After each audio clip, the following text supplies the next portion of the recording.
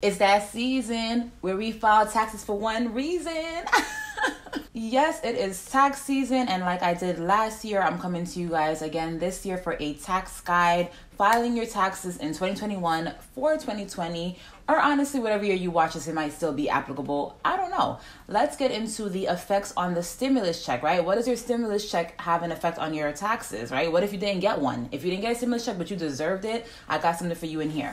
Also, let's talk about unemployment. They did give out a lot more unemployment money this year, and you want to make sure that you don't actually owe taxes on that money. I also want to share with you guys a little tip that might get you $5,000, or in some cases, even over $15,000 from the IRS due to coronavirus. So stick around for all that and more. It's Crystal with the Cash Compass. All right, welcome back. I am here to teach you all the things that you should have learned in school about money, but for whatever reason, they forgot to mention it. If you are interested in all things personal finance, economics, and investing, please consider subscribing down below. It's just one click, okay? And it's free.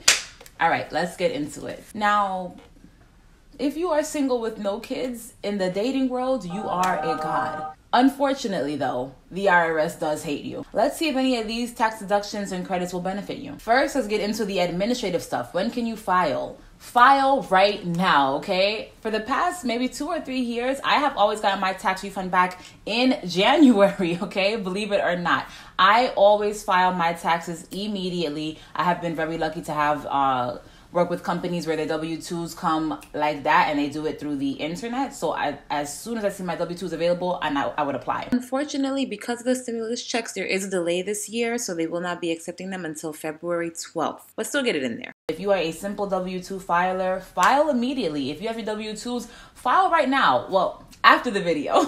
The sooner you file, the sooner you will get your money. The IRS says that themselves. You don't have to believe me. There is about 2 weeks between you filing and getting your money if you file soon. The later you wait, it's going to be the longer you have to wait to actually get your money back. So if you have everything you need right now, do it right now. And I'll also kind of pop a chart right here so you guys can see how long you can expect to get your money back depending on when you actually apply. Let me also throw in the tax brackets here so you guys can get an idea of how much taxes you'd be paying depending on your income. Now, I'm gonna focus on tax credits mostly in this video because we want credits over deductions. Why is that? Deductions actually reduce your taxable income, so it just makes you look poorer, right? Like, I only made X amount, but thanks to these deductions it looks like I made this amount, right?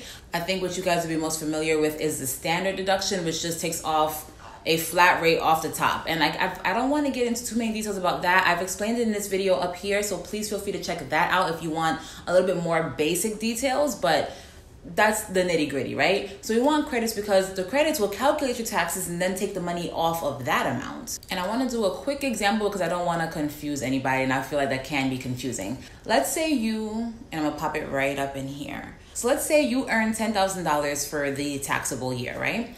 And you had either a $1,000 deduction or a $1,000 credit, right? Which one is better? If you had the deduction, what would end up happening is you had $10,000 of income, right?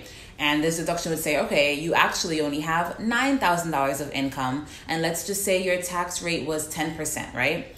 So you would actually owe $900 in taxes after your deduction. Conversely, let's erase all of that. Let's say you had $10,000 of income and that same $1,000, but this time it was an actual credit, not a deduction. So boom. You still have $10,000 of income. You're not deducting anything from your income. So now we're going to do 10% off of that $10,000, which is $1,000, okay? So now you get to use your $1,000 credit and apply it to that $1,000, tax that's due, right? So now you owe 0 taxes. So if you had a $1,000 deduction, you would have actually owed $900, but with a $1,000 tax credit, you owe nothing. So we like credits, okay? And if you like that breakdown, give me my credit by giving me a thumbs up. All right, now let's talk about these stimulus checks, okay? If you were unfortunately not God's favorite and you did not receive your stimulus check, but you were owed that money and you deserve that money, there is still hope for you within the tax season, okay? So keep on listening. With your stimulus check, though, it's important to note that is not considered earned income. No matter which way you cut it, no matter what you're trying to calculate your earned income for, that is not considered income. It is considered a credit, which is why I was explaining what a credit is. We like those credits, okay? It was a tax credit. So if you were eligible for it, it was because you actually were eligible for it, right? Like you deserved it from what the IRS says, and you should not actually have to pay anything on that money. The only difference was that it was a credit that was given to you ahead of time, okay? So business as usual, you shouldn't have to worry about this affecting your taxes in any sort of way unless you did not receive the check at all. Now, this is only for the $1,200. This is not for the other $600 that we got the other day, because that is actually was given in 2021, right? So that doesn't actually qualify for your 2020 taxes, okay? This is only the $1,200. Get on tongue tied. This is only for the $1,200 stimulus check with the $500, bonus for each child. If you did not get your economic impact payment, they call it an economic impact payment, but we call it that stimmy. If you didn't get your stimmy, there is nothing to fear. You can still apply for your stimulus check within your taxes with the recovery rebate credits, okay? Remember that name because you're going to want to tell your tax preparer. You are eligible for the recovery rebate credit if you did not get your stimulus check at all, if you received it or for the wrong amount. Like let's say you were married, but you only got $1,200 when you actually needed to get $2,400. Or let's say maybe you got your portion, but you didn't get your kids' portion. This credit is for you. You will be able to apply with this through your tax preparing service or through your tax preparer, maybe your H&R Blocks, whoever. They should be well informed about what this is and be able to get it for you if you didn't receive your stimulus check. What about my people who received a lot of unemployment this year? You will absolutely want to make sure that you were charged the correct amount, right? Because there was a lot of bonuses given out this year. So the bonus coupled with your regular unemployment, maybe they undertaxed it. So you'll actually want to file your taxes as soon as you can just to see if you're going to owe anything, and you can kind of adjust, your funds accordingly. Now, obviously, in a perfect world, they should be getting this right, because if you're unemployed, the last thing you need is to owe somebody any money.